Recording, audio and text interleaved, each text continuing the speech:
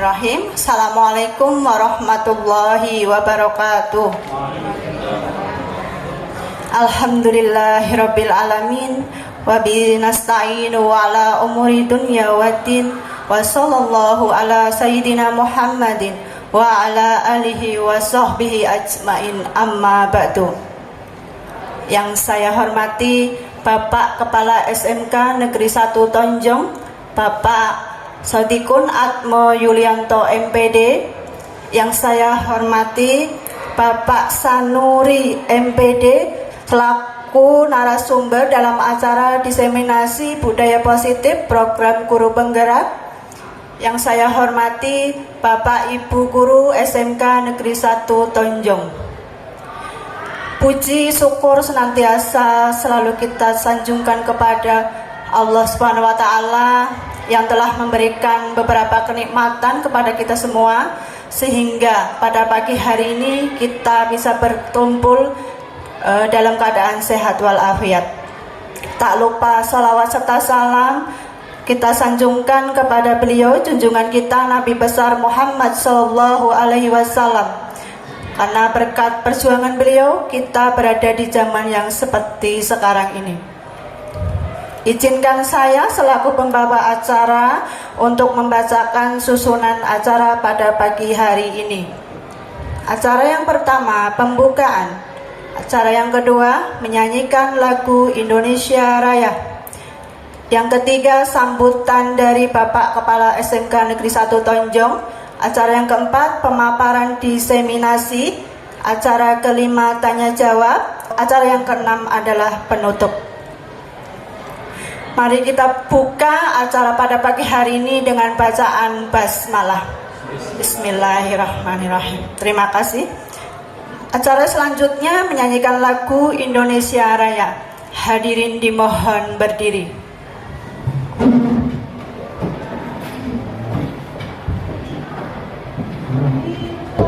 Indonesia Raya, Indonesia tanah airku, tanah tumpah darahku.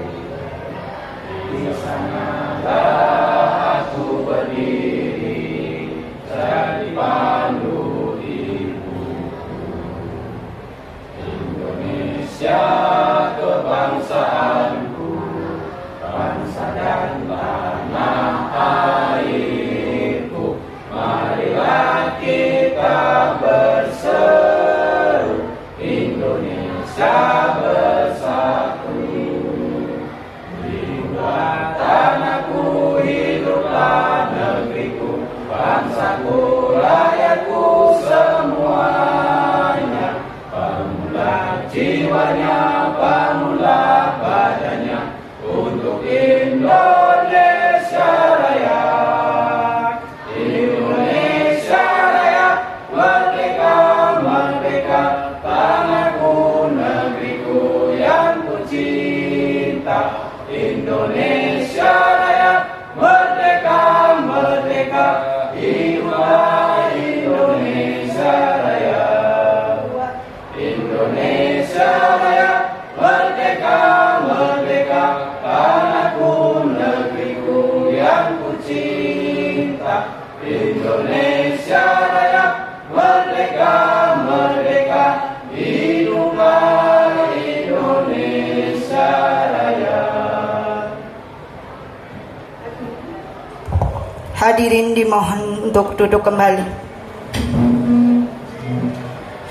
Selanjutnya, sambutan dari Bapak Kepala SMK Negeri 1 Tonjong kepada Bapak Sodikun Atmo Yulianto MPD, disilahkan.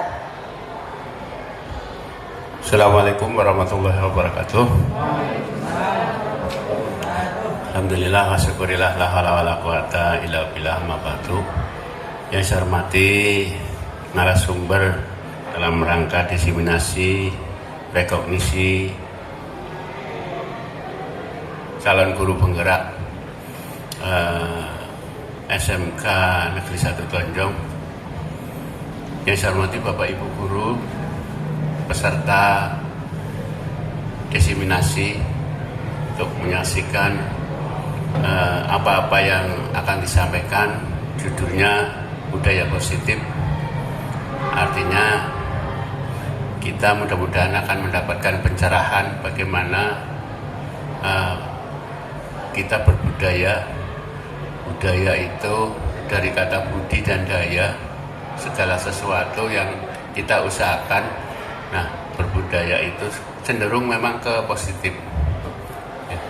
Jadi kalau budaya mesti arahnya harusnya memang positif, tapi kalau kebiasaan belum tentu positif, bisa saja negatif. Kebetulan Pak Sanuri sebelum ke CGP itu sudah di atasnya dulu. Dia di atasnya lagi, ke atas lagi. Apa sih? Dari PP itu pengajar praktek itu yang apa? Simulang CGP ya, yang itu. Nah, terus setelah dari PP itu menjadi fasilitator. Cuma fasilitatornya di sini kebetulan Pak Sanuri yang enak ini yang di sini. Pak Andri kan yang di Papua, itu sama itu, posisinya sama. Honornya yang dan sama. Iya, honornya sama, cuma kalau Pak Andri ada pengganti, kalau kesana kan pengganti, jadi artinya Pak Andri itu mengeluarkan uang dulu, terus nanti diganti. Kalau ada buktinya, kalau nggak ada buktinya ya nggak diganti, gitu. Iya Bapak Ibu, sama seperti kemarin saya juga Pak Diklat itu diganti transportnya, tapi kan saya bayar tiket kereta dulu, bayar dulu pakai uang sendiri, terus nanti pulangnya ya bayar sendiri. Kalau terus dari stasiun ke tempat kan pakainya Grab atau Gobat ya kan ada biayanya, karena saya nggak menyertakan ya diganti Pak. Berarti seperti itu. Itu Bapak Ibu, jadi ini Pak Sanuri itu sudah di atasnya, tapi tetap saja belum diakui sebagai guru penggerak. Padahal sudah di atasnya. Oleh karena itu ini ada rekognisi, bahasa Indonesianya diterjemahkan menjadi rekognisi. Jadi apa-apa yang sudah dilakukan Pak Sanuri itu diakui sebagai guru penggerak, tapi harus ada tugas yang belum disampaikan, antara lain diseminasi ini yang akan disampaikan Pak Sanuri. Mudah-mudahan nanti Pak Sanuri menyampaikan beberapa hal dan budaya positif ini bisa diterapkan di SMK Negeri 1 Tonjong. Asalkan mendapatkan dukungan dari semua pihak, saya yakin semua kegiatan, semua budaya yang positif sesulit apapun kalau bersama-sama kita laksanakan, insya Allah akan berjalan ya. Nah ini termasuk saya juga, sebenarnya saya bisa mendapatkan guru penggerak. Kalau guru penggerak kan syaratnya umurnya 45 tahun ya, saya kan sudah melewati 54 tahun, jadi nggak bisa. Tapi bisa melalui rekognisi, karena kebetulan saya kepala sekolah SMK PK, tapi karena tidak ada yang mengingatkan, saya daftarnya terlambat gitu kan. Sudah daftar loh, kalau sudah waktunya sudah kayak inilah, sudah terlambat. Jadi tidak apa-apalah. Ya memang kalau saya jangankan itu ya, saya mendaftar kepala sekolah juga nggak niat Bapak Ibu, karena yang mendaftarkan istri saya. Iya, jadi maksudnya yang menyiapkan, tapi kalau begitu tes saya belajar. Saya kan begitu sudah daftar ya saya harus konsekuen, harus saya belajar kan gitu. Apa-apa yang dilakukan, apa-apa yang termasuk ini saya sudah 4C Pak. Itu yang menyiapkan ya istri. Gua apa sih, nggak pangkat gitu loh, sudah. Saya orangnya begitu ya, jadi ternyata kenapa istri saya? Karena kepala sekolahnya juga dibantu, masa suaminya tidak gitu. Kepala sekolahnya kan 4A, masih menjadi 4B itu ini malah disiapkan. Nah kebetulan kan istri PLT yang lumayan aktif, sehingga menyiapkan segala sesuatu. Nah dulu waktu ya, enggak belum. Kalau istri kan 4B-nya baru kemarin. Kalau saya kan bekalnya banyak Pak. Jadi dulu menulis juga bisa, itu ternyata bisa. kadang-kadang pengangguran tapi bisa. Ternyata menulis di apa ya bisa. Sering mendapat bantuan menulis, Pak. Bantuan menulis dapat 3,5 juta dulu. Itu nggak tahu, pokoknya disertakan menarik. Ya, saya mengangkat, bahkan tulisan saya dirujuk itu untuk daftar pustaka. Ada kalau cari etnomatika ya nanti ada. Iya, itu karena nanti ada mesti. Di Google, Pak, biasa Google itu. Begitu Bapak Ibu, selamat mengikuti, ya cermati, kemudian kalau bisa kita bisa terapkan di sini, ya.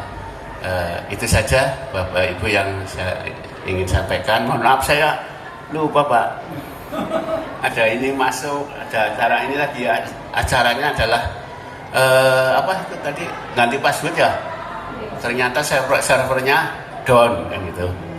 Nggak bisa ini karena memang acaranya hanya dari tanggal 9 sampai 15. Kalau hari ini semua memang nggak kuat.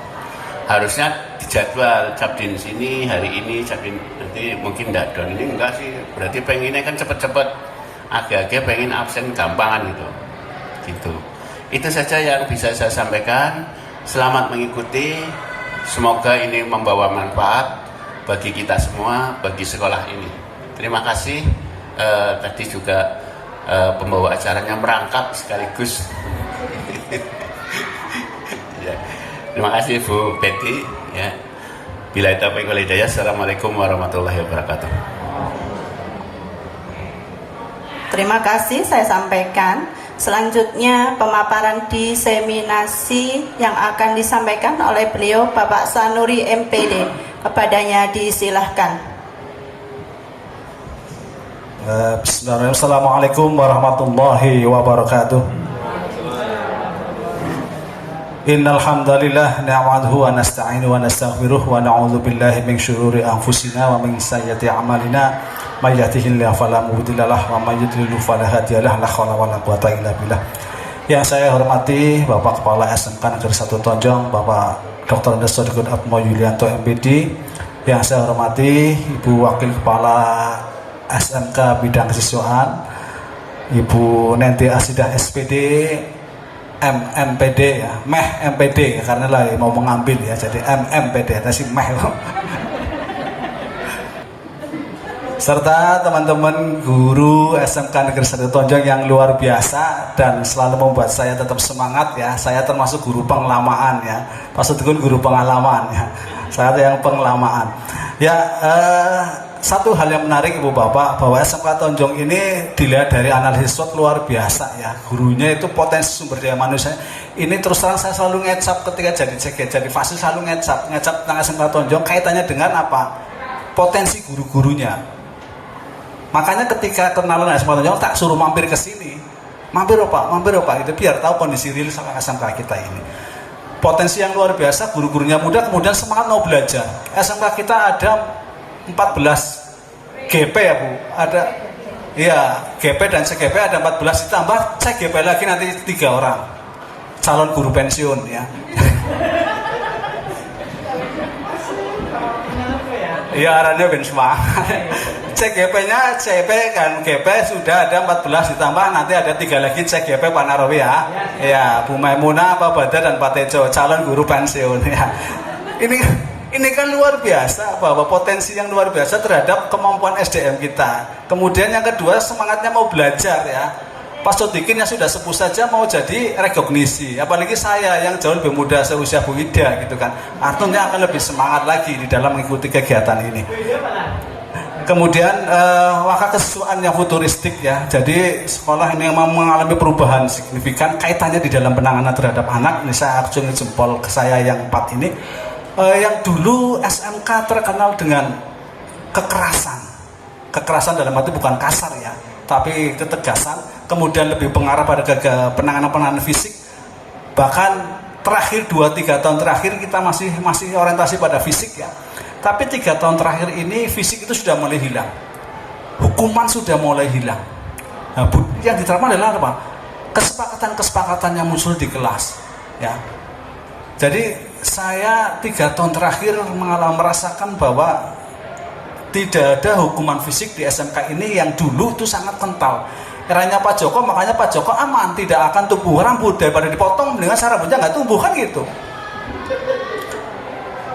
Nah sekarang luar biasa, anak-anak juga sudah tertib, tingkat kedisiplinan, bahkan di modul 1.4 awal itu ada eksplorasi konsep hal-hal apa yang saya diterapkan di sekolah. Saya menulis dari 1.700 anak tidak ada 20 jari kita, lebih banyak 20 jari kita yang terlambat. Tak tulis seperti itu, bahasa saya ya. Dari 1.700 anak yang datang lebih dari jam 7 dengan 20 jari kita, lebih banyak 20 jari kita. Itu fakta ya. Ini satu kemajuan yang luar biasa, kaitannya dengan kontribusi panjenengan juga yang pernah jadi guru penggerak di dalam membudayakan hal-hal yang positif. Termasuk yang saya angkat ini adalah ketika evaluasi refleksi di jurusan teknik listrik ya. Kemarin ada satu gagasan dari Pak Ando mengingatkan, sebenarnya sudah jadi kesepakatan, Pak, siswa sering banyak yang terlambat masuk bengkel praktek, yang kedua tidak mengenakan wear pack. Nah coba kami restitusi anaknya. Nah, dan saya juga komunikasi dengan teman-teman guru listrik. Maka yang saya sampaikan ini adalah nanti budaya positif di guru listrik, karena saya ngajarnya fokus di listrik. Jadi lebih mengarah ke sana nanti ya. Adapun nanti misalnya ada animasi, ada TBSM, Pak Trisno dan Pak Nahrawi nanti bisa menerapkan bagaimana yang dilakukan di listrik, kemudian nanti bisa diterapkan di jurusan lain kaitannya dengan penanganan anak yang terlambat ini. Terlambatnya kemang apa? Ya mungkin semua teman-teman sudah tahu rata-rata game online. Baik, sedikit saya paparkan dulu tentang aksi nyata modul 1.4 diseminasi budaya positif di sekolah. Kegiatan ini merupakan sebagai bentuk rangkaian pengakuan dari pelaku program guru penggerak. Nah, aktor guru penggerak itu ada 3. Yang pertama CGP, yang kedua PP, yang ketiga fasilitator. Saya berada di PP dan fasilitator. Nah kegiatan yang disampaikan Pak Sotikun akan diwakili guru penggerak, manakala dilengkapi dengan aksi nyatanya. Jadi orang muda bos gampang ngomong, tapi harus ada aksi nyata. Maka saya melaksanakan di modul yang terakhir. Ya, nanti Bu Silvi kalau ikut ada modul 1 sampai 4, saya di modul 4-nya. Kemudian ada modul 2.1 sampai 2.3, saya hanya di 2.3 aksi nyatanya. Kemudian ada 3.1 sampai 3.3, saya hanya di 3.3 saja di aksi nyatanya. Jadi hanya memenuhi itu saja. Ibaratnya wong pemulihan dan KKN, ibaratnya guru PPL mungkin di situ. Jadi pembuktiannya pengakuan. Nah proses yang lain tetap dikerjakan. Nanti barangkali Pak Sotikun juga ikut rekognisi. Prosesnya lain tetap dikerjakan tapi asinkron, kegiatan asinkron. Tapi kalau yang sinkron ini ya sama ruang kolaborasi. Oke, itu sedikit pengakuan. Nah, what is the meaning of budaya positif? Ya, jadi Ibu Bapak, sedikit saya bacakan bahwa sekolah merupakan ruang kedua bagi murid. Apakah sudah demikian? Coba kita introspeksi. Harapan kita adalah sekolah menjadi rumah kedua bagi murid. Saya pakai istilah murid karena saya mengutip dari bukunya KHD ya, kalau murid ya. Sehingga sudah saya sesungguhnya sekolah menjadi tempat yang nyaman bagi mereka. Tapi ketika kita sampai sekarang hanya segelintir anak yang betah di sekolah ya terutama yang punya kegiatan yang positif. Ketika bebas rasanya lebih senang gitu kan. Nah, itu kan. Jadi ini jadi introspeksi bagi kita semua. KHD sudah mengibaratkan bahwa sekolah sebagai tanah tempat bercocok tanam dan guru adalah petaninya. Jadi ketika tanahnya bagus, kemudian bibitnya bagus, kita itu petaninya kurang bagus, ya sebenarnya bibitnya juga tumbuhnya kurang bagus. Tapi ketika bibitnya biasa, tanahnya bagus, cara ngolahnya bagus, maka akan jadi bibit yang bagus. Jadi orang yang mengolah petaninya ini punya kontribusi yang luar biasa di dalam menghasilkan hasil pertaniannya. Bibitnya pas-pasan, tapi tanahnya bagus, kemudian diolah dengan cara yang bagus, maka insya Allah bibitnya akan menghasilkan tanaman yang tumbuh dengan baik. Sehingga seorang guru harus mengusahakan sekolah menjadi lingkungan yang menyenangkan. Asik ketemu Bu Silvi, bacanya semalam gak tidur saya, membayang Bu Silvi, gitu kan, seneng banget gitu kan. Asik ketemu Pak Trisno, kalau ngajar enak, ke komputer terus, gitu kan. Asik ketemu Mana Rowi, ya oleh geprek, anggar bisa jawab, kan gitu kan. Jadi kemudian menjaga dan melindungi murid dari hal-hal yang tidak baik sehingga tercipta iklim pembelajaran yang positif di lingkungan sekolah. Ini alhamdulillah ya, bullying tidak ada, relatif tidak ada, kemudian tawuran antar pelajar di SMK kita relatif juga tidak ada, yang dulu sangat identik dengan SMK. Bu Bapak setuju ini kayaknya? Nomor 1 setuju, Bi? Pak Trisno tidak setuju, Pak Trisno ya? Iya, kalau guru penggerak pasti gak setuju. Pak Aldo apalagi ya? Yang kedua, pemberian hukuman dengan hal positif seperti membaca atau membersihkan halaman sekolah dapat meningkatkan disiplin anak. Nah, mungkin setuju. Kayak yang ketiga ya, memberikan dapat meningkatkan motivasi belajar anak. Kontradiktif ya, pro kontra, memberi penghargaan. Setuju apa tidak Pak Trisno? Ya, sebenarnya nanti ada teorinya bahwa penghargaan itu sebenarnya adalah penghukuman. Jadi ini satu paradigma yang harus kita pahami bersama. Kalau mau dikasih penghargaan, kasih penghargaan semua. Iya. Kalau tidak semua.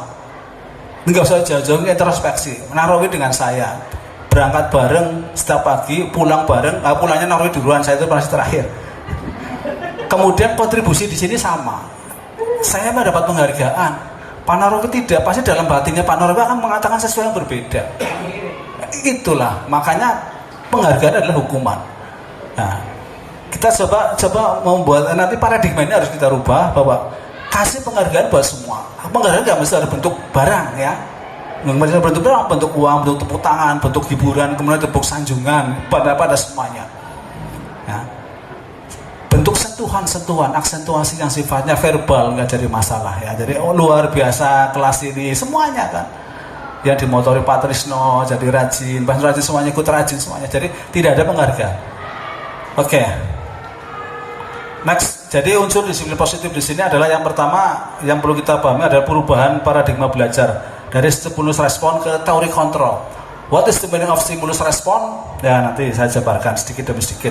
Kemudian ada disiplin positif, nilai-nilai kebajikan. Yang ketiga, motivasi perilaku dan kebutuhan dasar manusia. Ini menurut Gosen ada 3 motivasi perilaku manusia dan itu identik dengan murid kita. Identik itu Bapak ya. Kalau toh sudah dapat, saya hanya mengingatkan Pak Trisno, mungkin Pak Aldo mungkin sudah dapat, tadi saya hanya mereview saja. Yang lain barangkali ini satu pengetahuan baru. Bu nanti mungkin sudah lupa ketika saya ingatkan kayak khotbah kemutan maningan begitu. Yang berikutnya adalah tentang posisi kontrol restitusi. Posisi kita akan berada di mana? Dan yang kelima, keyakinan kelas dan segitiga restitusi. Nah, ini teman-teman BK dan saya yakin wali kelas dan kita semua, restitusi segitiga restitusi ini menjadi salah satu solusi di dalam menangani permasalahan peserta didik ya. Makanya tadi buang jauh hukuman, buang jauh sanksi, tapi bagaimana kita pendidikan yang berpusat pada peserta didik.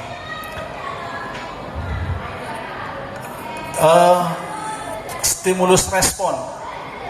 Saya sebenarnya pengen mempraktekkan, tapi kita bayangkan Ibu Bapak ya, ketika kita tangan Pak Trisno sama Nahrawi misalnya praktek ya, Nahrawi itu megang erat-erat, kemudian Pak Trisno berusaha untuk membuka tangannya Pak Nahrawi.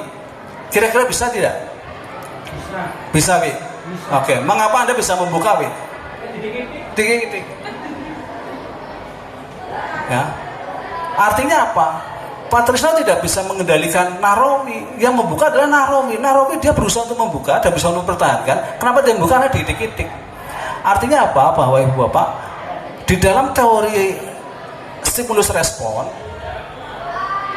kita tidak bisa mengontrol orang lain. Kalau di dalam teori respon ini kita bisa mengontrol orang lain, tapi dalam teori kontrol kita tidak bisa mengontrol orang lain. Kita tidak bisa mengendalikan orang lain. Pasti ketika memanage tapi polanya adalah mengendalikan orang lain, nggak bisa, pasti langsung stres. Pasti yang bisa berubah adalah panjenengan semua. Kita yang bisa berubah diri kita. Pak Sodikin kemudian tidak bisa serta-merta mengendalikan semua, nggak bisa. Tambah pusing beliau ini. Maka selalu mengatakan ketika pagi hari, kesadaran kita yang harus berubah gitu kan. Jadi awalnya adalah teori stimulus respon. Ada rangsangan, ada respon. Ya. Realitas kebutuhan kita sama, itu dalam teori stimulus respon. Tapi dalam posisi kontrol, realitas kebutuhan kita berbeda-beda. Kita tidak bisa menyamakan kemampuan anak. Kita tidak bisa menyamakan kebutuhan kita sama dengan kebutuhannya Pak Aldo, tidak bisa. Tidak bisa Pak Aldo kemudian kebutuhan sama dengan Bunda, tidak bisa. Kalau cerita hati lain masalah. Ya Pak Aldo. Tapi cerita kebutuhan belum tentu sama. Nah, jadi kalau teori respon, kita memaksakan bahwa mereka harus sama dengan kita, gitu kan. Tapi kalau teori kontrol, kita berbeda dengan mereka. Silvi tidak bisa kemudian disanurikan, nggak bisa, dinarovikan, nggak bisa. Yang bisa menarovikan ya narovi sendiri, bukan sanuri, begitu maksud saya. Tuh teori kontrol. Yang kedua dari stimulus respon ini, semua orang melihat hal yang sama. Tapi teori kontrol, setiap orang memiliki gambar yang berbeda. Jadi biarkan sekolah ini berkembang, tidak bisa kemudian disamakan, tapi masing-masing berkembang sesuai dengan kemampuannya. Ya, sing pinter otomotif nang otomotif, sing pinter listrik nang listrik, sing pinter misalnya animasi di animasi. Maka SMK itu unik sebenarnya, karena sudah sesuai dengan keahlian masing-masing. Nah, Pak Sodikin tidak kemudian memaksa listrik untuk bisa otomotif, nggak bisa. Nah ini sudah sudut pandang kita sudah berbeda-beda memang. Di dalam internal pun sama, di dalam misalnya listrik ada berbagai macam elemen. Saya tidak bisa memaksakan bahwa semua anak menguasai elemen. Elemen itu saya sampaikan semua, tetapi saya selalu berfokus. Kalau you mau berwirausaha, kuatkan elemen ini. Kalau you mau bekerja di industri kontrol yang modern, kuatkan elemen ini, gitu kan. Kalau you mau bekerja di bidang kelistrikan, biro teknik listrik, kuatkan elemen ini. Jadi itu spesifikasi yang harus kita munculkan ke peserta didik. TBSM macam-macam. Teknik B-nya apa ya, Bi? Teknik belantik dari Pak Sodikin dulu, sekarang dari TSM ya Pak, sama. TSM juga sama sekarang, tukang servis motor pada ketemu nih. Jadi kita harus melihat dalam perspektif bahwa semua orang memiliki gambar yang berbeda. Yang ketiga, kita mencoba mengubah orang lain agar berpandangan sama dengan kita. Itu teori stimulus respon. Nah, kalau dalam teori kontrol, kita berusaha memahami pandangan orang lain tentang dunia, tentang orang lain ya. Bu Silvi melihat sekolah ini seperti ini, ya itu pandangan Bu Silvi. Yang penting pandangannya progresif gitu kan. Tidak seperti tukang tambal ban, tukang gembosi, tidak. Yang penting pandangannya progresif, adapun sudut pandangnya berbeda, why not gitu kan maksud saya. Paham Pak Narowi ya? Yang dimaksud ya? Oke, next ya. Kemudian perilaku buruk dilihat sebagai suatu kesalahan. Nah, teori kontrolnya ini BK ini, semua perilaku memiliki tujuan. Bocah bolos manjat tembok, ya persepsi kita salah gitu kan. Coba lele, kamu sama manjat tembok tujuan apa? Justru dia barangkali pengen berangkat sekolah tidak kesiangan, karena dia takut kesiangan ketahuan kan begitu kan logikanya. Maka dia manjat pagar gitu kan. Kalau dia tidak niat sekolah, ngapain manjat pagar? Mendingan dia pulang kan begitu kan.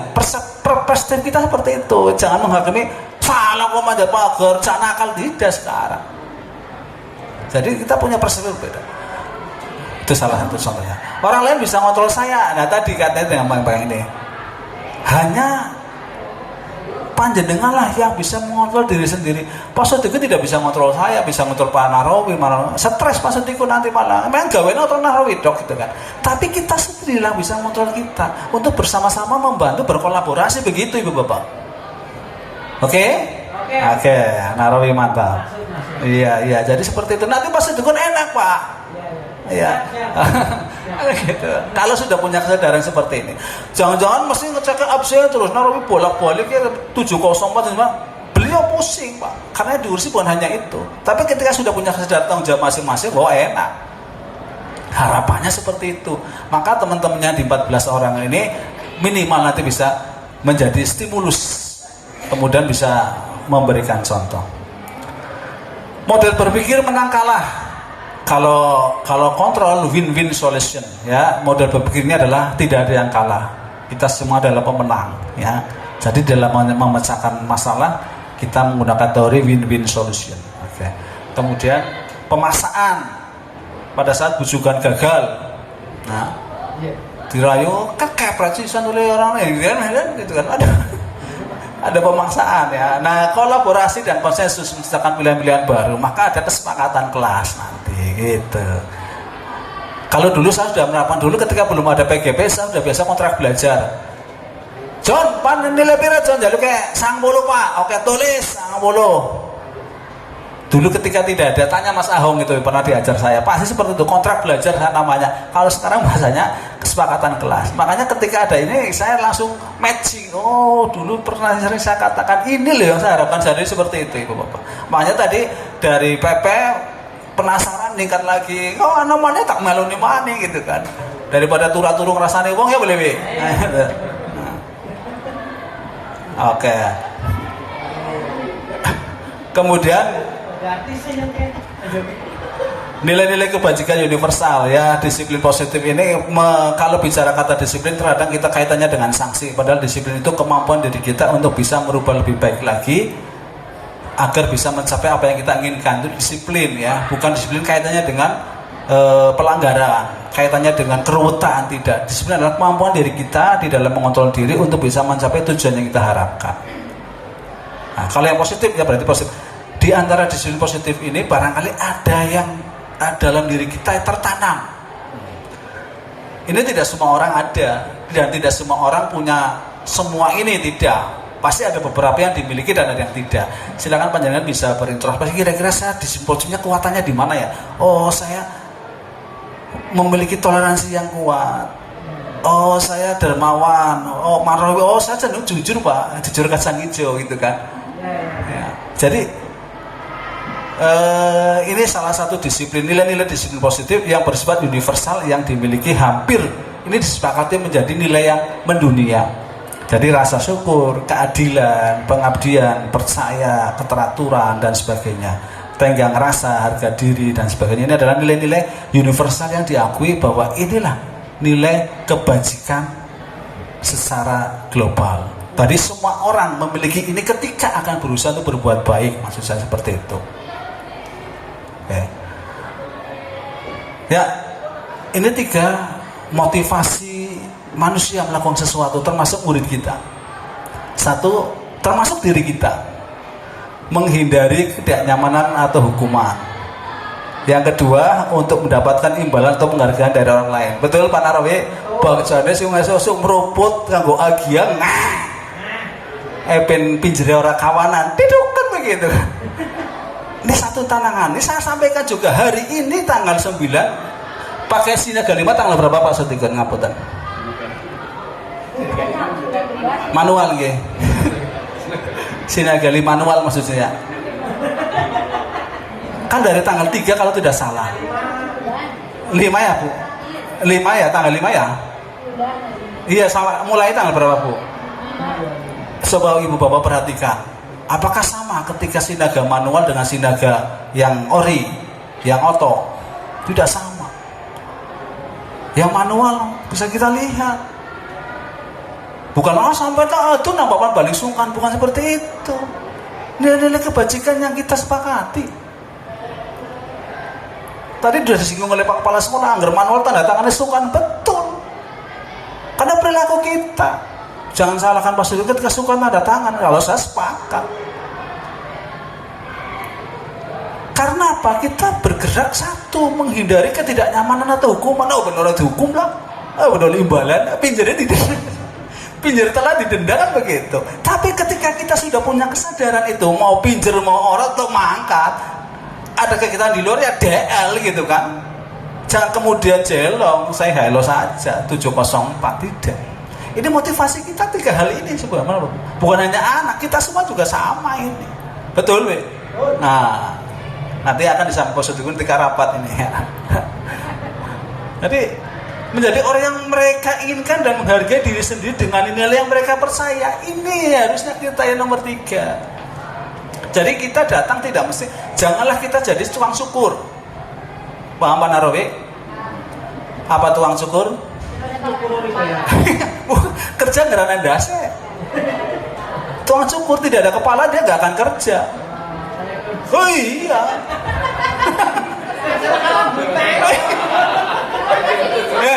Bukalah rambutnya pirang-pirang nanti bayar anak. Ya gitu ya. Aduh. Ya. Jangan. Kita masih seperti itu ya. Ini ngepesetannya kata puas kok nabe. Tapi ibu bapak ini jadi pionir nantilah ya. Apalagi kemarin hari Rabu Pak KS sama Pak Kasih sudah luar biasa pergerakannya ya. Saya sangat support ya. Ini yang saya harapkan sebenarnya. Bagaimana kita mendisiplinkan diri kita, maksud saya. Bukan orang lain. Pak Sodikun dalam rangka mengingatkan kita untuk berdisiplin gitu kan. Bukan mengatur orang lain, tidak. Jadi ketika seperti itu nanti kepenak. Kita kepenak, pimpinan kita juga kepenak. Tidak usah marah-marah mendeliki gitu kan. Bahkan nanti suatu saat ketika sudah tercipta nggak butuh CCTV. Misalnya, kan begitu. Oke. Ya, ini kita coba introspeksi, mencatat 100 kali di dalam buku kalimat saya tidak akan terlambat lagi. Itu hukuman atau konsekuensi, Bu?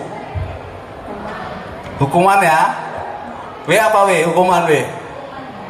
Kayak kau tulis, jukut folio, catat. Mien Arabi lagi mulang nang luar negeri.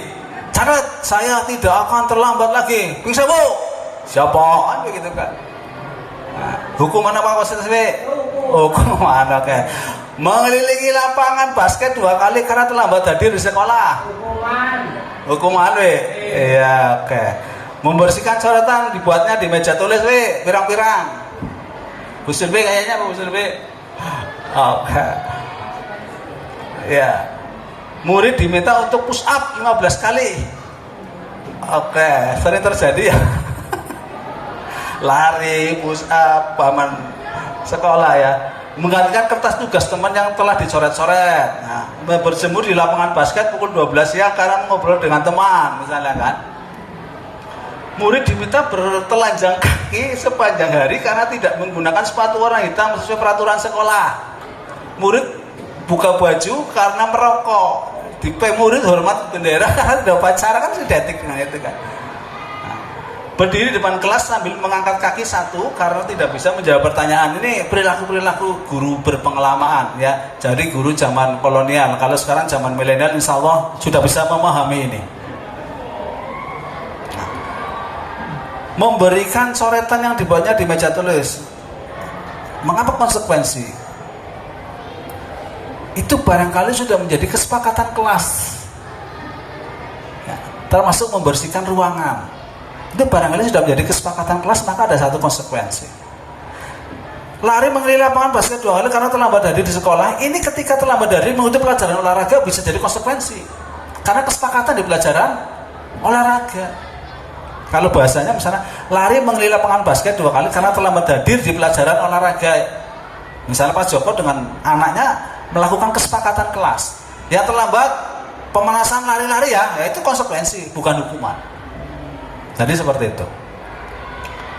Oke. Mengganti kertas tugas temannya telah dicoret-coret itu salah satu bagi konsekuensi dari kesepakatan kelas yang disepakati. Nah ini Bu Bapak. Hukuman itu bagian dari identitas yang gagal ya. Sesuatu yang menyakitkan harus terjadi, itu pasti kalau dihukum. Nah, kalau disiplin, identitas sukses ini konsekuensi sesuatu harus terjadi. Tapi tidak hal yang menyakitkan.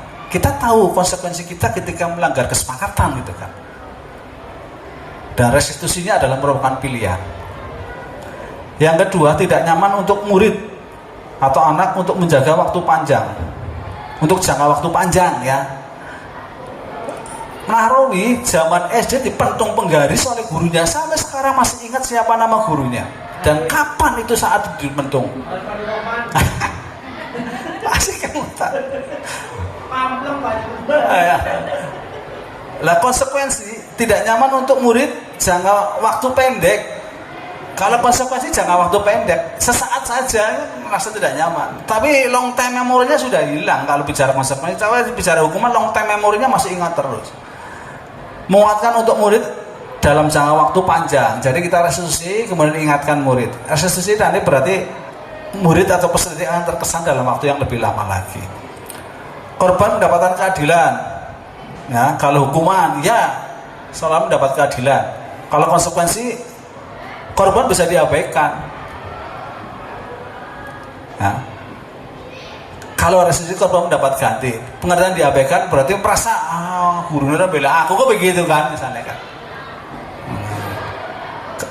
Tapi ketika direstitusi, maka dia coba mendapat ganti, bukan dalam arti ganti sifatnya materi ya. Murid akan tersakiti, murid atau anak dibuat tidak nyaman ketika konsekuensi, tapi tidak tersakiti ya. Kemudian ketika direstitusi, maka dia akan mendapatkan penguatan. Nah, kalau hukuman, perilaku pasif agresif meningkat. Dulu anak SMK bangga ketika ditempeleng di jewer gurune. Dulu zaman STM, wis jagoan, wis biasa jewer gurune. Tundang BK hobi, wis biasa wong hebat kayak tundangnya dulu. Ketika zaman Nahrawi STM. Karena tadi tambah meningkat, tidak tambah menurun. Bocah nang kelas yang petakilan tundang BK. Kalau sekarang barangkali tadi yang terjadi konsekuensi, tapi dulu itu malah senang karena dianggap jagoan paling hebat dibudini nang kelasnya begitu. Kemudian kalau di konsekuensi, penguatan hanya bertahan dalam jangka pendek dan masalah terpecahkan ketika dengan restitusi. Ini contoh, awas kalau dilakukan lagi ya, nanti awas kamu. Nah, kalau konsekuensi sifatnya netral, lakukan apa yang saya katakan. Kalau restitusi lebih positif lagi, apakah hal ini yang sungguhnya ingin kamu lakukan? Ya, kan? Jadi pakai bahasa yang berbeda ya. Awas, aja maning. Nah, ya jadi seperti itu. Kemudian kalau hukuman mode paksaan, kalau konsekuensi stimulus respon, dan kalau restitusi teori kontrol. Jadi kita harus menstabilkan identitas dari si pelaku. Mendorong menyalahkan diri. Kalau konsekuensi mendorong pada kepatuhan, dan restitusi mendorong pada disiplin positif ya. Oke, kita percepat saja. Hukuman dan penghargaan ini, coba Ibu Bapak, di mana letak penghargaan ya. Jadi penghargaan memiliki 6 konsekuensi ini. Yang pertama, pengaruh jangka pendek dan jangka panjang. Ketika kita kasih penghargaan, ketika jangka pendek, yes, oke, Ibu Bapak. Tapi pengaruhnya bisa negatif ketika kita jangka panjang. Nanti orang akan berharap penghargaan terus. Nilai penghargaannya orang bakal bongkar lah, karena awalnya sudah ada penghargaan. Tapi ketika sesaat jangka pendek, oke.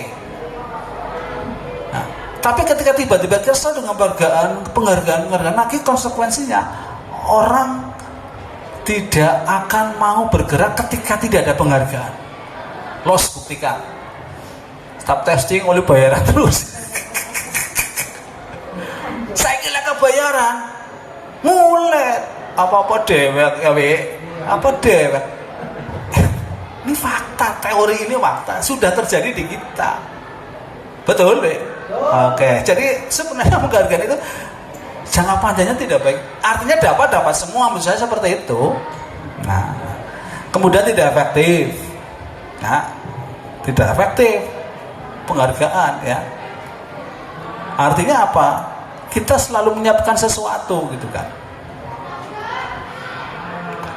Yang ketiga, merusak hubungan yang saya sampaikan ya.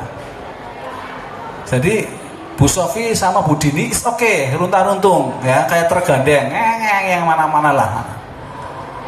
Nah, iya, Bu Sofi dapat penghargaan guru teladan, Bu Dini dapat penghargaan guru telatan.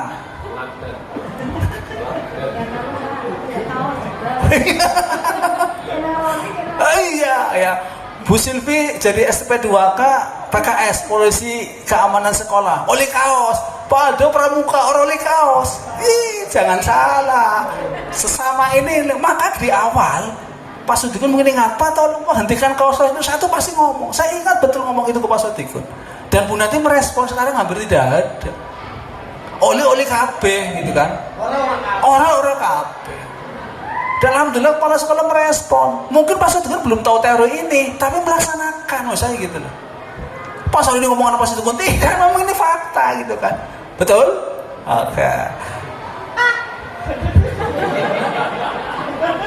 Kayak seminar bareng larang ya, Wi. Macam-macam. Oke. Orang kalah pembicaraannya, Wi ya.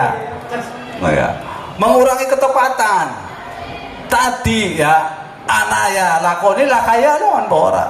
Patikno nyoting ke teman-teman guru ya.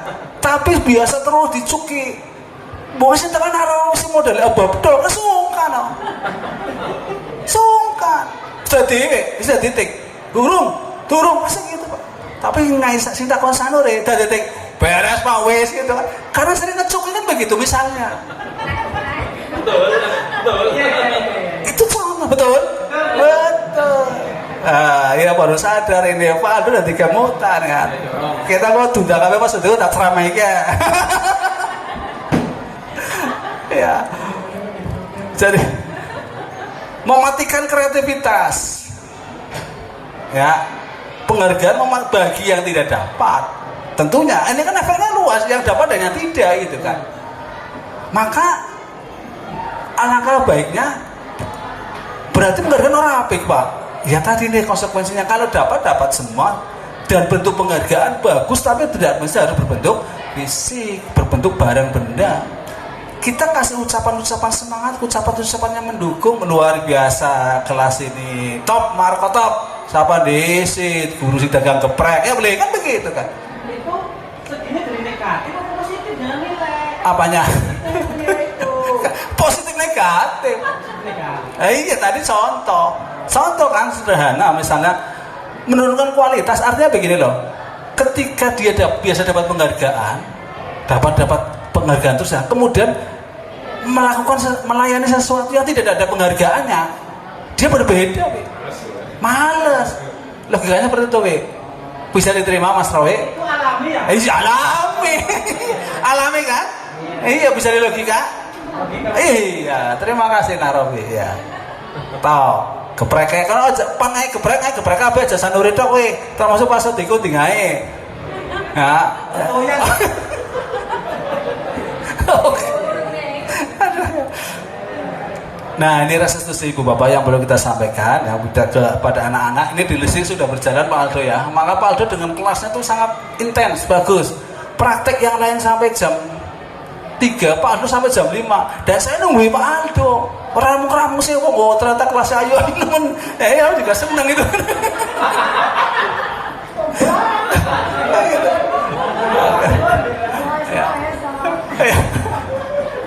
Luar biasa.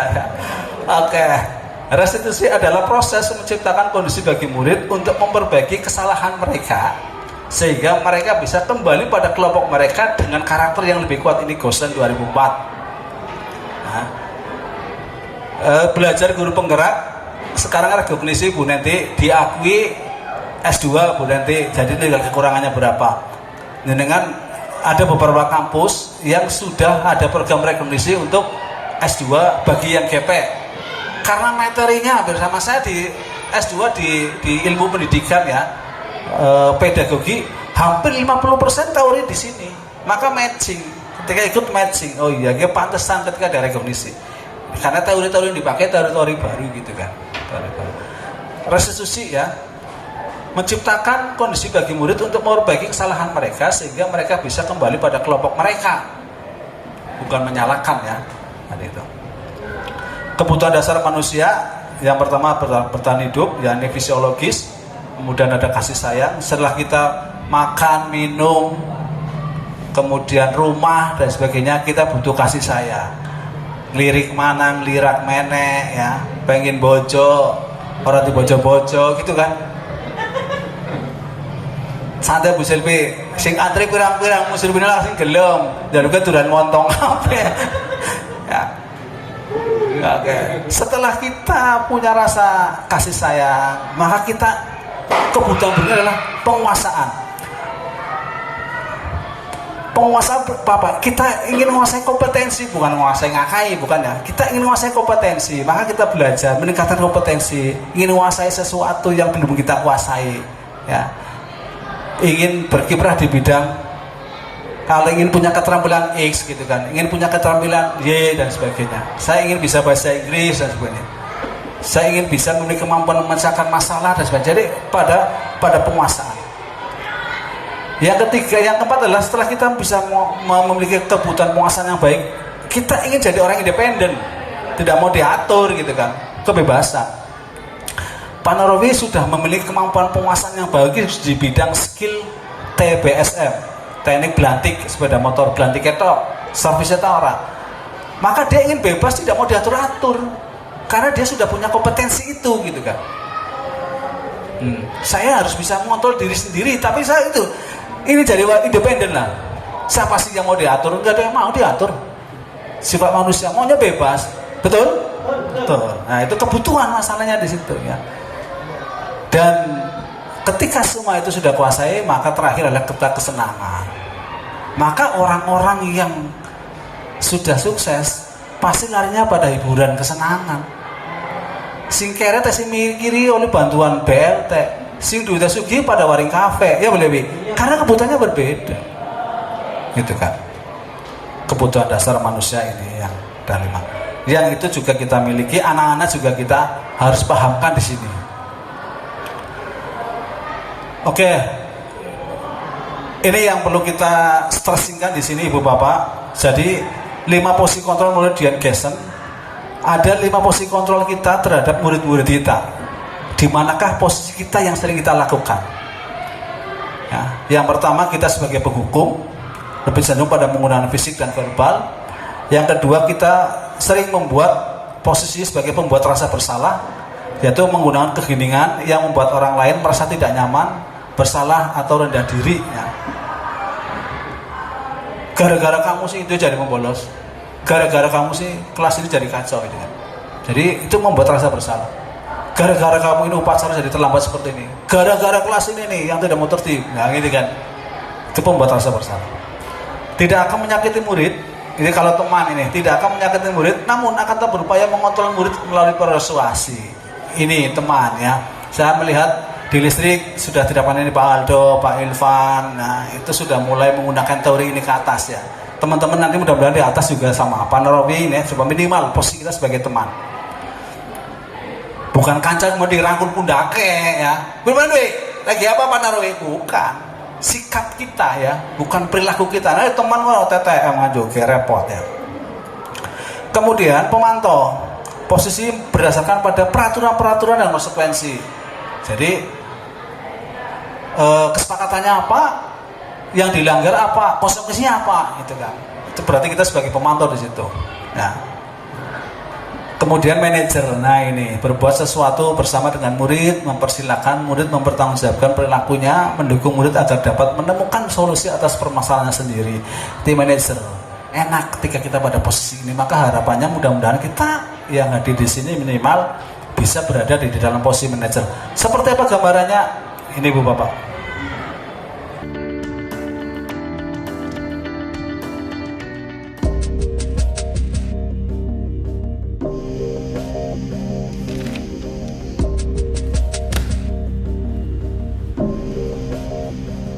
Naren, sini kamu. Selamat pagi, Bu. Selalu terlambat.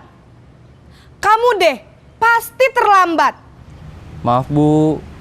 Saya... Apa? Apa coba? Alasan kamu apa lagi? Kapan sih kamu tidak terlambat? Malas sekali ya kamu jadi anak. Saya... Dasar pemalas. Gak kapok-kapok sih kamu. Sudah berapa kali terlambat? Sana, kamu keliling lapangan basket 2 kali. Kenapa saya harus keliling lapangan basket, Bu? Kenapa? Kamu mau lawan ibu? Berani-beraninya jawab. Sudah terlambat, masih berani jawab pula. Sekarang keliling lapangan basket 5 kali sekalian, biar kapok. Cepat, pergi sana ke lapangan basket.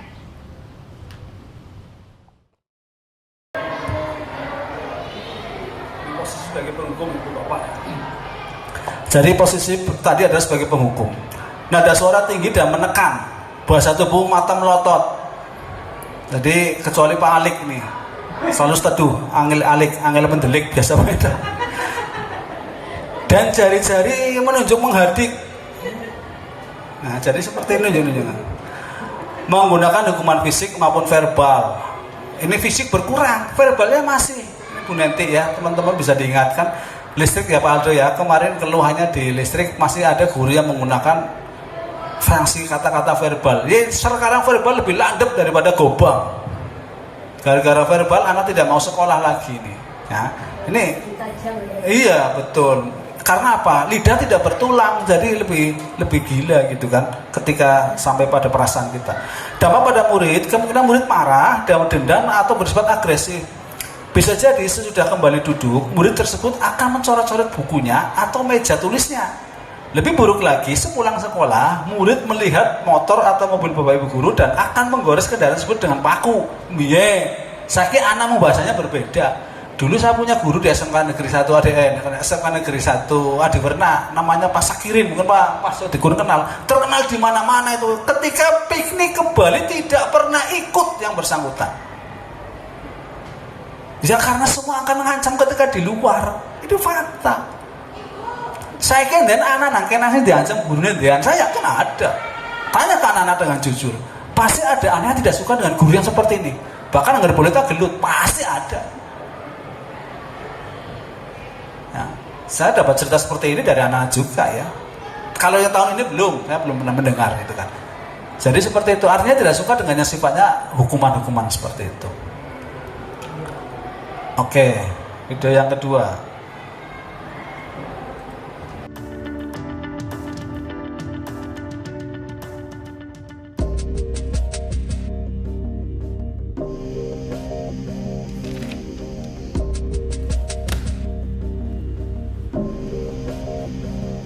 Naren!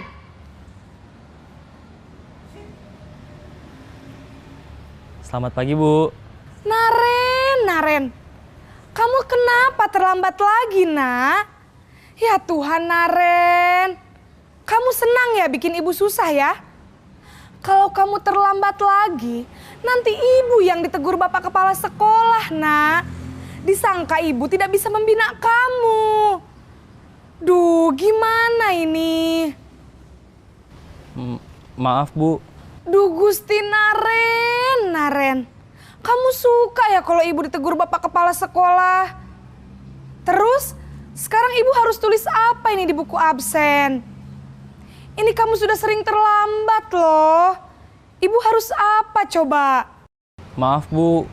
Maaf sekali. Ya sudah, lain kali jangan bikin ibu susah lagi ya, Nak ya. Ibu tidak akan kuat lagi kalau kamu begini terus. Bisa jantungan kalau ibu ditegur bapak kepala sekolah. Sana cepat ke kelas. Maaf ya, Bu. Maaf sekali.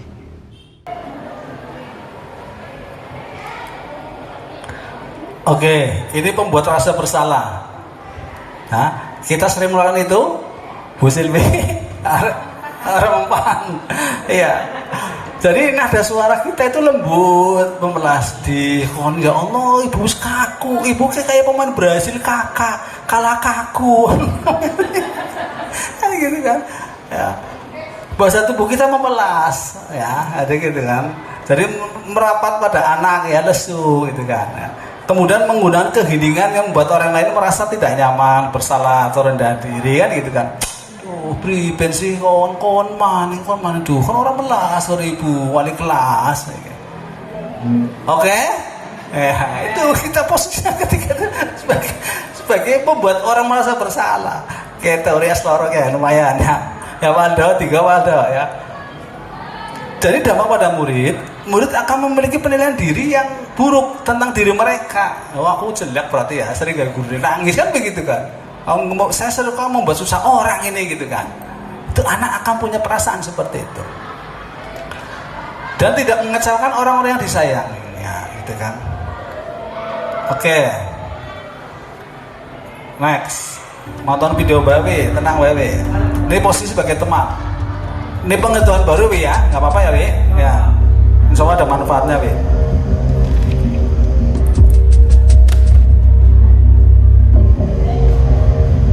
Naren!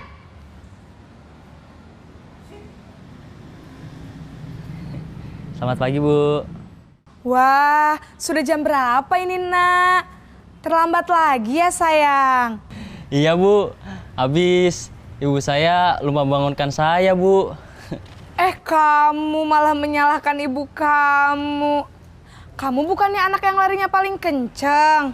Kok terlambat sih? Iya, Bu. Saya memang terlambat bangun tadi. Jadi, biarpun saya lari kencang, tetap gak kekejar, Bu. Ya sudah sana. Nanti lain kali larinya lebih kenceng lagi ya. Biar gak terlambat lagi. Bikin seneng ibu. Demi ibu. Bisa kan? Bisa lah, Bu. Ya sudah sana masuk kelas. Ibu beresin urusan absen kamu. Kamu ini ada-ada saja.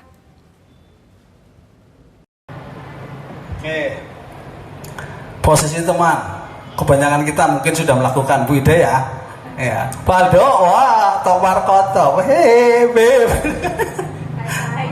Ya, Bu Silvi juga mungkin pernah melakukan ini, posisi kita sebagai teman ya. Jadi nada suaranya ramah, akrab, bercanda ya. Bu Neti dengan teman-teman OSIS juga sama, ini posisinya sebagai teman.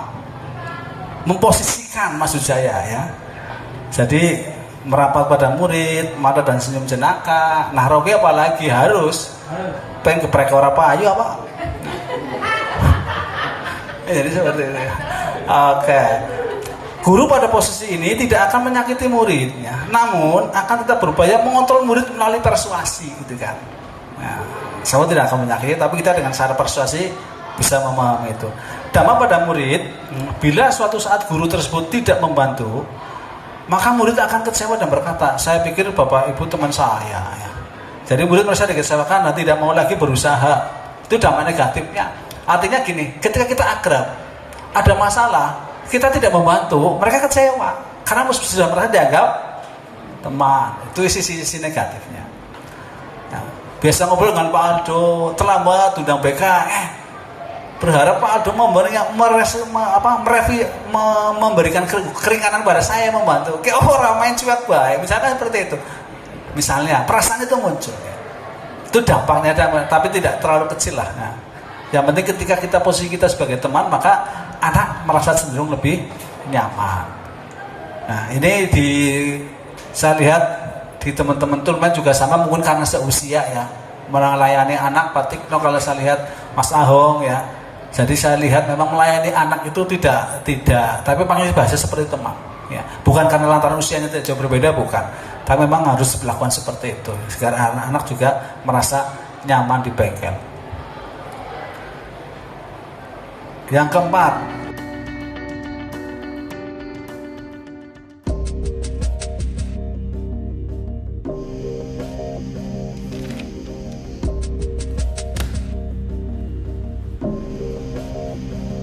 Naren!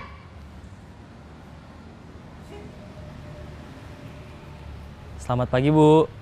Naren, apa peraturan sekolah kita tentang jam berapa kita harus masuk sekolah, nak?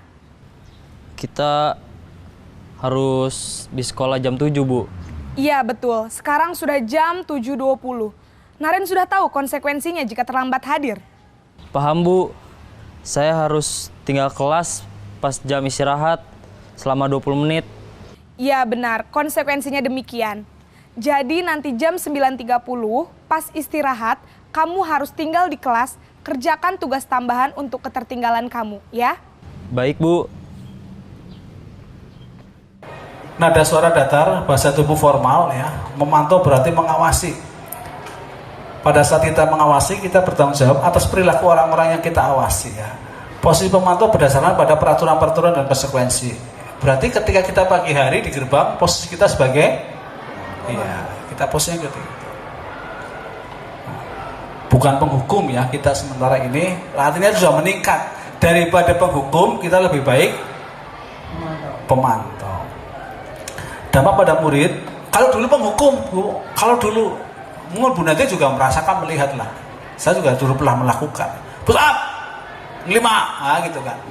Kalau sekarang alhamdulillah, ya tetap konsekuensi itu mereka harus tanggung, oke gitu kan. Dampak pada murid memahami konsekuensi yang harus dijalankan karena telah melanggar salah satu peraturan sekolah. Guru tidak menunjukkan suatu emosi yang berlebihan, menjadi marah atau membuat rasa bersalah. Nah, ini posisi yang harus kita mainkan harusnya di sini nih, Bapak. Nah, kita harusnya lebih fokus di sini.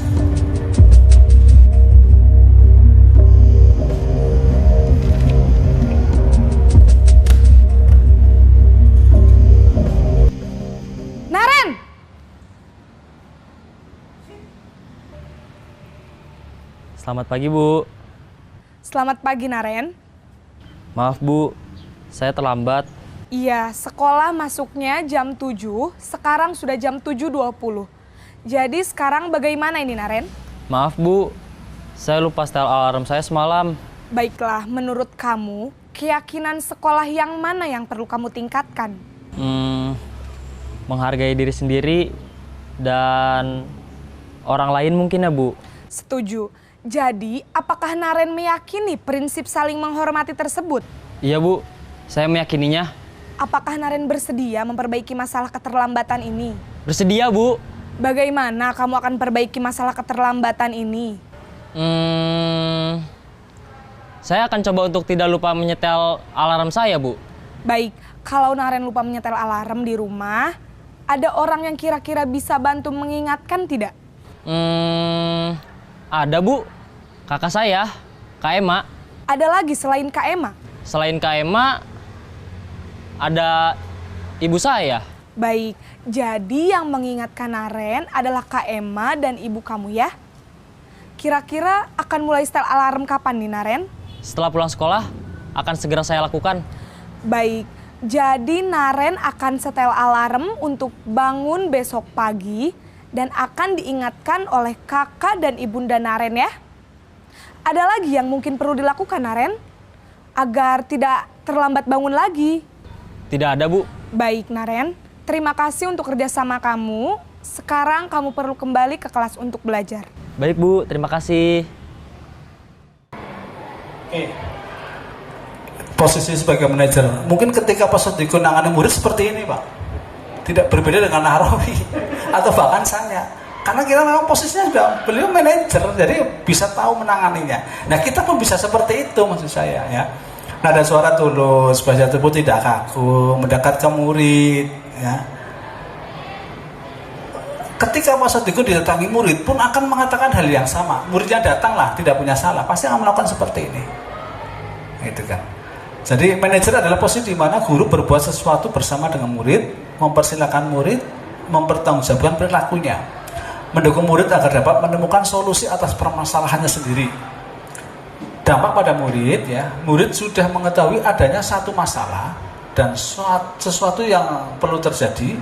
Guru akan mengembalikan tanggung jawab pada murid untuk mencari jalan keluar permasalahannya, tentu dengan bimbingan guru. Nah, jadi kita melakukan restitusi, kita berdiskusi dengan murid, dengan peserta didik tentang kesalahan yang kita murid itu lakukan. Dan insya Allah saya yakin ibu bapak itu saya yakin sering melakukan posisi kita sebagai manajer. Nah, biasakanlah ketika menangani peserta didik, posisi kita diharapkan sebagai manajer tidak mesti harus guru BK seperti ini, tidak mesti harus wali kelas yang seperti ini.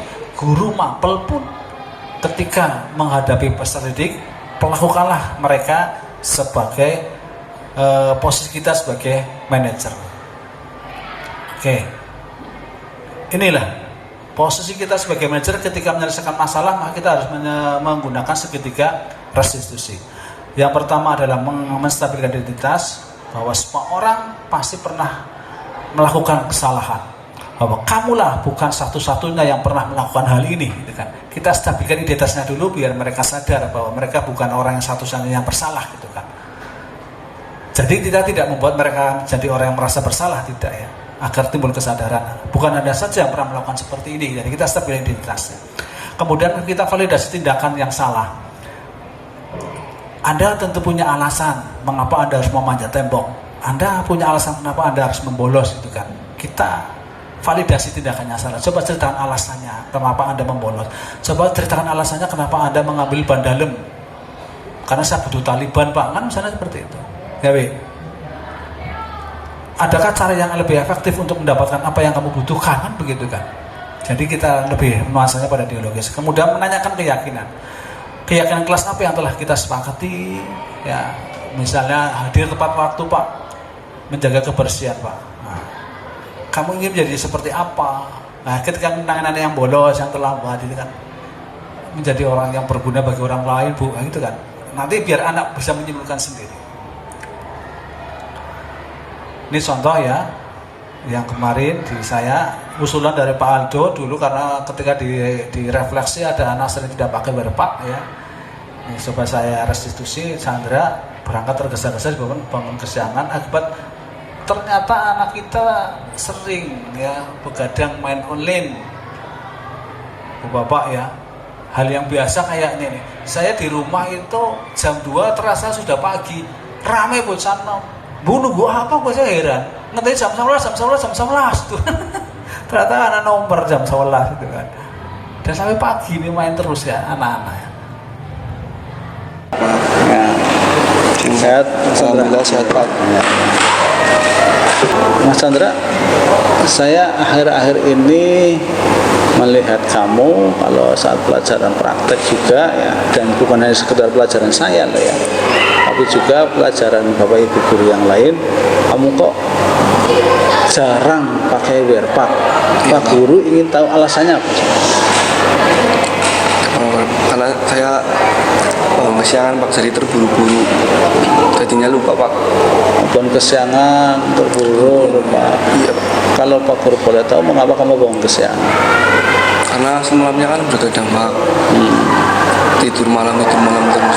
Oh, begadang itu malam Terus bangunnya kesiangan, terburu-buru, Iya. juga nggak sempat makan, jadinya lupa nggak bawa werpak. Oh gitu. Nah kalau kamu bangun kesiangan, sering main game misalnya kan, dampak yang terjadi ke kita mengikuti pelajaran apa? Jelas akan mengantuk dan mata menjadi ya gitu Pak, rusak gitu Pak, gara-gara main HP. Sakit ya kamu? Iya Pak. Ya. Kamu udah tahu kan ya? Tahu Pak. Dampak yang muncul kan. Nah kalau mengikuti pelajaran mereka bagaimana Mas?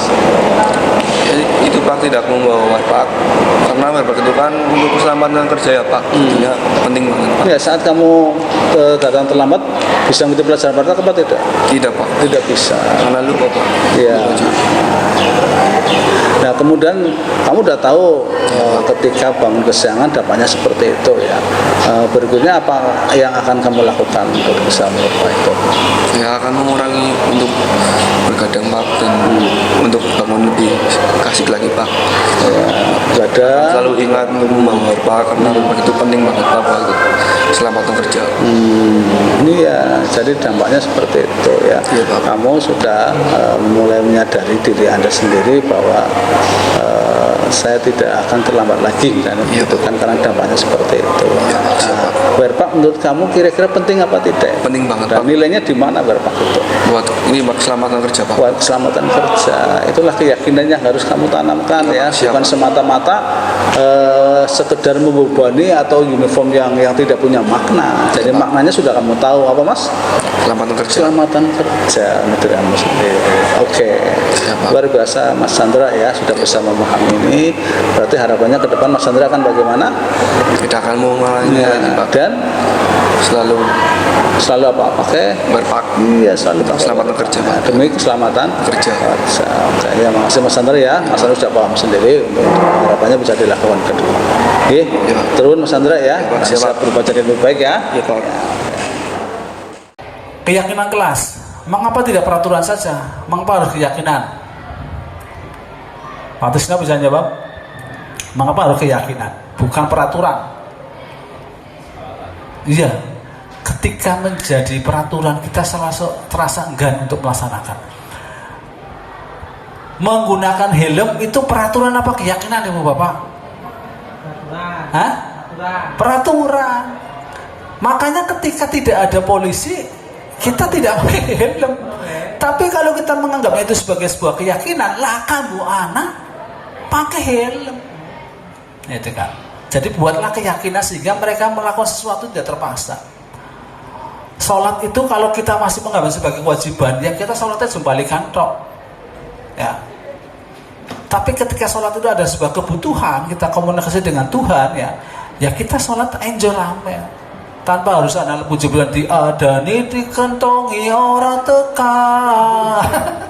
Tanpa harus seperti itu. Kita sudah punya kesadaran untuk hadir di sana. Nah, ketika itu sudah menjadi keyakinan, kita butuh komunikasi dengan Allah gitu kan. Kita butuh keselamatan, kenyamanan dalam berkendara agar mata kita tidak rusak, tubuh kita tidak dingin. Ya udah pakai itu gitu kan.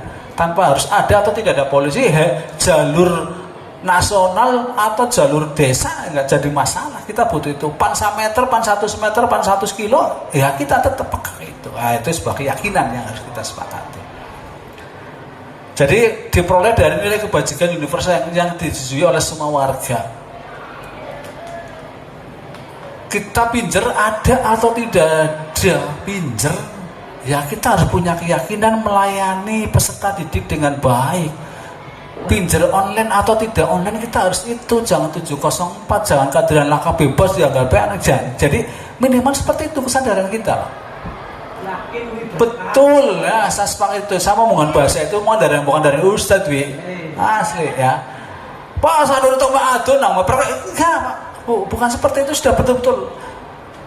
Saya dekat ketika acara-acara di desa pun sama. Jamnya berapa, pulangnya jam berapa sama. Karena mencolodok, tapi tetap konsekuensi dilakukan. Karena kita menganggap itu sebagai sebuah keyakinan kebajikan universal. Oke. Ini contoh ketika panjenengan ingin membentuk keyakinan kelas ya. Di kelas panjenengan sedangkan dibentuk keyakinan kelas masing-masing. Dulu Bu Nanti sudah menyampaikan ini ketika bulan Februari tahun 2024. Saya ingat di sini tempatnya. Bagaimana Bu Nanti sudah membuat karya ya tentang proses keyakinan di kelas. Panjenengan juga sudah harus bisa melakukan di kelas masing-masing membuat kesepakatan kelas ya. Langkah pertama murid-murid ya silakan memberikan usulan apa saja yang kira-kira menjadi kesepakatan kelas kita. Masing-masing mapel nggak jadi masalah, why not gitu kan, masing-masing mapel. Kemudian mencatat semua usulan. Bu, siswa harus hadir semua, nggak boleh terlambat misalnya gitu kan. Harus pakai seragam sesuai dengan harinya di mana ibu ngajar kan begitu kan. Jadi seperti itu. Catat semua usulan. Susulah keyakinan kelas menjadi prosedur pembentukan keyakinan yang kelas yang sesuai dengan kalimat-kalimat yang positif. Tadinya kan mungkin masih acak ya. Kita coba redaksionalnya kita ganti. Itu kan dengan kalimat-kalimat yang berbentuk positif. Jangan negatif. Negatif itu misalnya gini. Jangan membuang sampah pada tempatnya. Kata-kata jangan adalah negatif. Diganti dengan positif. Buang sampah pada tempatnya. Jadi jangan membuang sampahnya. Siswa tidak boleh terlambat. Nah itu kan berarti kan negatif ya. Positifnya apa? Datang tempat wajar. Jadi seperti itu. Nah, tinjau kembali daftar pendapat tadi ya. Ditinjau kemudian dipilah-pilah untuk menemukan nilai-nilai kebajikan keyakinan sepakati ya. Datang tepat waktu keyakinannya apa kira-kira ya gitu kan. Kemudian tinjau ulang keyakinan sekolah secara kelas secara bersama-sama, setujui tok. Nah, ini contoh keyakinan kelas ya, contoh bersikap positif, senantiasa menjadi diri terbaik, percaya dan menghormati orang lain, serta barang miliknya. Nah, kan baru kemarin banyak yang kehilangan kan. Nah, ini yang perlu menjadi perhatian. Kemudian terhadap setiap tugas nanti saya membantu. Ini contoh-contoh saya. Setiap kelas perlu belajar, perlu senang, perlu. Nah ini salah. Hormat kami meyakini dan bla bla bla ya. Ini kemarin di awal pelajaran praktek saya tidak memvideokan ya. Karena saya tidak ada skenario untuk seperti ini spontan saja. Spontan. Ketika di awal bahasa saya dulu kontrak, sekarang ada teori keyakinan, saya pakai keyakinan. Jadi saya pakai sticky note ya, tak bagi satu-satu sticky note itu, kemudian menuliskan usulannya, kemudian dipasang di papan tulis kepada rebutan. Kalau saya skenario kan, saya video ibu bapak. Ini tidak saya skenario karena saya spontan ya, keyakinan kelas itu. Dan karena saya tidak tahu harus di video, karena perintah video adalah video. Pokoknya ngerti ya, karena tadi hanya spontan saja.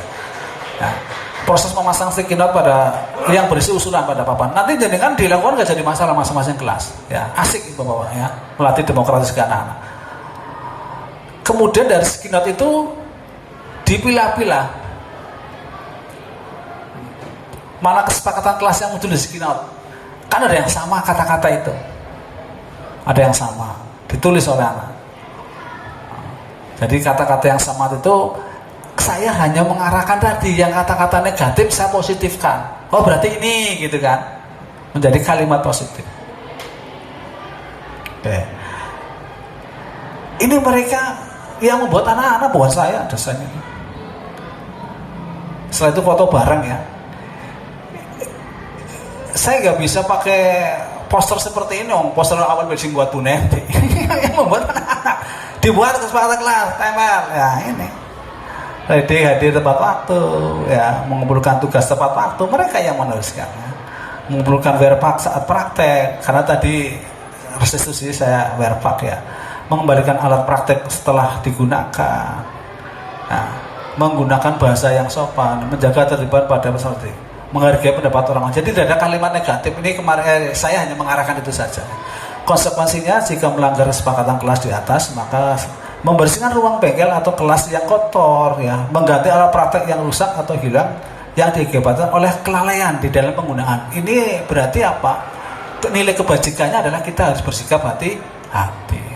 Jadi seperti itu Bapak ya. Ini di kelas 12 TTL 3 yang kemarin saya ajar sampai sekarang ini. Nah ini menjadi budaya positif ini sudah saya kecapkan di sekolah lain.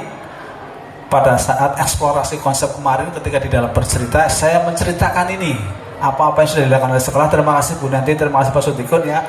Ini bisa saya jual dalam tanda kutip, promosikan untuk sekolah bercerita dari kegiatan ini ya. Hal-hal yang positif yang sudah dilakukan, meskipun ini mungkin hampir sama atau ada yang dilakukan oleh sekolah lain ya, meskipun ada, tapi semua ini menjadi nilai positif buat kita untuk bisa dipromosikan ke sekolah lain. Di eksplorasi konsep modul 1.4 kalau masih ingat ya, bagi yang akan ikut nanti akan bersitra seperti itu ya. Itu saja Ibu Bapak yang bisa saya sampaikan. Oke, terima kasih. Ini foto anak-anak ketika selepas kesepakatan kelas mereka, makanya ada yang masih pakai ini karena baru sholat duha ini masih selesai sholat duha nggak jadi masalah ya. Saya wajahnya ceria kayak wali kelasnya Pak Aldo ya. Aneh gitu ya. Pak Aldo daripada diganti lebih baik membayar agar tidak diganti tetap wali kelas ini, katanya seperti itu gitu. Oke, baik Ibu Bapak, ada yang mau bertanya? Sudah 1 jam lebih Pak Tikno ya Pak, baru 5 menit Pak. Oke, luar biasa ini ya. Saya terus terang sangat berterima kasih Bapak Sudikun dan teman-teman ya yang berpartisipasi pada kegiatan ini. Satu hal yang luar biasa, lebih dari 1 jam nih kayaknya ya. Barangkali ada yang bertanya, 1 saja atau 2 saja. Moga Pak Narawi silakan. Saya mau tanya Pak Sanuri. Yeah. Bahwasanya apa yang kami cita-citakan seperti itu. Yeah. Tapi pada kenyataannya karakter anak itu kan berbeda-beda. Betul. Kita sikapi dengan tadi restoran foto dan sebagainya. Tapi karakter anak kan kita harus tahu gitu. Yeah. Apa kira-kira tepat untuk mengatasinya atau gimana Pak? Iya, terima kasih Pak Narawi. Karakter anak beda-beda, memang harus nih. Teori kontrol kita tidak bisa. Kita jangan pakai teori stimulus respon. Kalau pakai teori stimulus respon, anak harus kita samakan. Jangan sudah menggunakan teori kontrol. Karakter anak berbeda-beda. Penanganannya pun harus berbeda-beda. Kok kesel loh Pak? Ya itulah guru. Maka guru orang mungkin 704. Kesel. Orang kesana jadi guru dagang geprek baik. Guru itu capek. Guru ada 2, benar-benar guru dan kebenaran guru. Ya kalau gawean mana kan guru apa lah gitu. Benar guru. Tapi yang benar-benar guru telaten. Ya. Jadi posisi panjenengan sebagai teman, coba cari permasalahan anaknya, gitu kan? Pak Aldo itu sudah mempraktekkan luar biasa. Nah, jadi posisi sebagai teman, posisi sebagai manajer. Kalau pemantau sama penghukum dan bersalah nanti dulu minimal itu. Nanti jangan tahu karakter masing-masing anak. Jadi kita tidak bisa mengeneralisasi permasalahan satu anak kemudian buat semuanya, tidak. Ya. Pernah saya melakukan seperti itu. Oke. Seperti teman. Ya. Tapi kok malah jelek-jelek, loh Pak. Kok malah jelek-jelek. Maksudnya kan malah juga saya sebagai orang tua. Dikasih hati minta rempelok, ya. Iya, oke. Posisinya sebagai manajer coba dirubah. Mungkin ada kata-kata hal yang posisinya dengan di dalam bahasa persuasifnya itu mungkin persoalan teknis. Artinya gini, bagaimana kita memposisikan anak sebagai teman, bukan kemudian saya katakan tadi dirangkul-rangkul, berbenjon, beres, sehat atau itu kan tidak. Sopan santun tetap dipakai. Cuma kita menganggap kita masuk ke dalam dunia mereka, dunia anak-anak mereka, dunia mereka itu seperti apa? Kita masuk ke sana ya, kemudian kita coba selami bahwa mereka pada dunia kita. Artinya apa? Bahwa yang kita lakukan kemudian tidak seperti perilakunya seperti teman sebaya, tidak. Perilakunya loh, sikap kita ya oke, penanganan kita oke, kita masuk pada bahasa-bahasa mereka gitu kan. Tapi perilaku kita jangan kemudian kita terbawa ke sana. Nanti dadak ke bahasanya, lah naruhi yang maniki. Paling nilainya telatnya apa wis ganti kancak, jangan seperti itu. Kita batasi seperti itu, bisa lah insyaallah. Posisi kita bisa seperti itu. Artinya dimaksud teman kemudian jangan sampai kebablasan kita seperti itu. Sang jadi temannya hari gak di TTM, teman tapi mesra, wah repot maning gitu kan. Nyoba gelem kayak jar pado. Oke. Ya, ada lagi? Cukup Ibu Bapak? Oke. Monggo Pak Sodikun, luar biasa. Terima kasih. Dakwah ini hanya karena di sini masih sedikit ya. Barangkali berkenan. Ini materinya di-share di grup aja Pak. Ya, barangkali ini kan bisa bagus kok. Ini sudah didapatkan dulu waktu guru penggerak itu, tapi kan lupa lagi, ini diingat lagi. Jadi itu saja Pak. Monggo Bu Ida aja.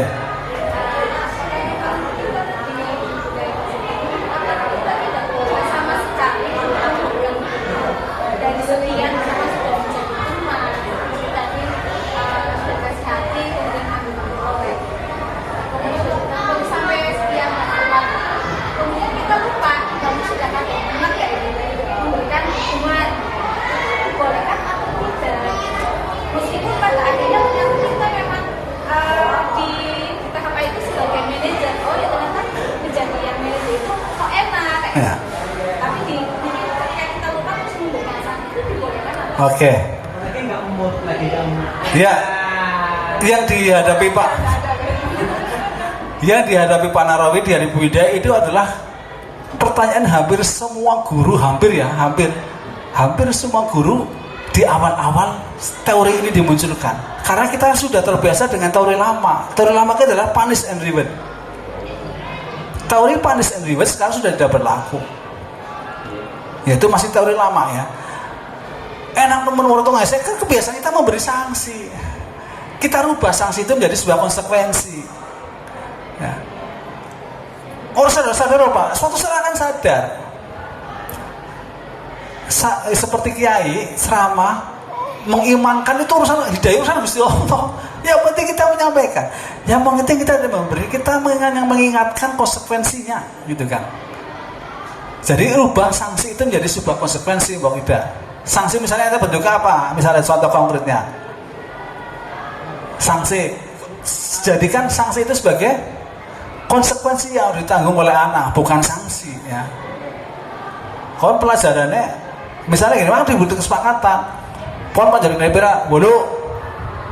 Nah, kesepakatannya seperti apa? Ketika tidak mencapai nilai 8 berarti dia ada. Itu sebuah konsekuensi yang harus Anda tanggung, bukan sanksinya. Kon pan kayak gue pan pora pak guru pan penting kalau konsekuensinya seperti ini gitu kan. Jadi sadarkan mereka dengan konsekuensi. Caranya apa? Dengan restitusi begitu kan. Hindari hukuman, ubah hukuman menjadi konsekuensi. Bagaimana caranya?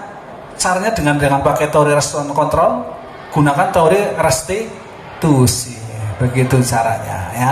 Ini memang harus butuh kesabaran yang luar biasa. Maka ada guru penggerak ini.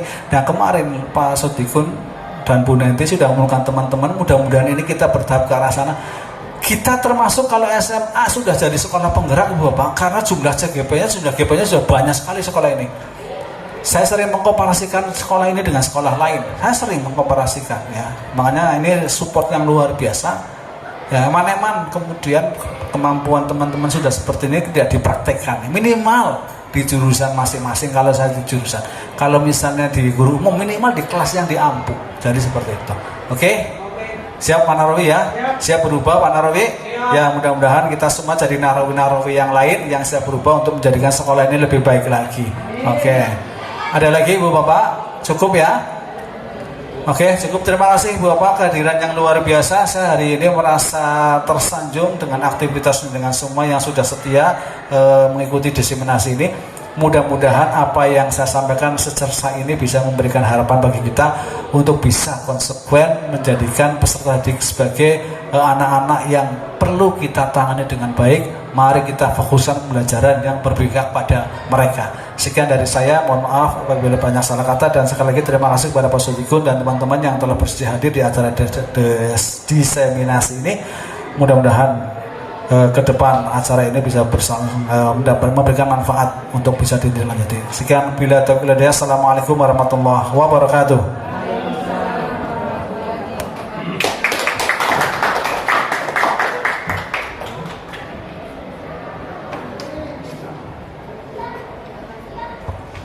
Terima kasih, saya sampaikan acara selanjutnya yaitu penutup. Marilah kita tutup acara pada siang hari ini dengan bacaan hamdalah.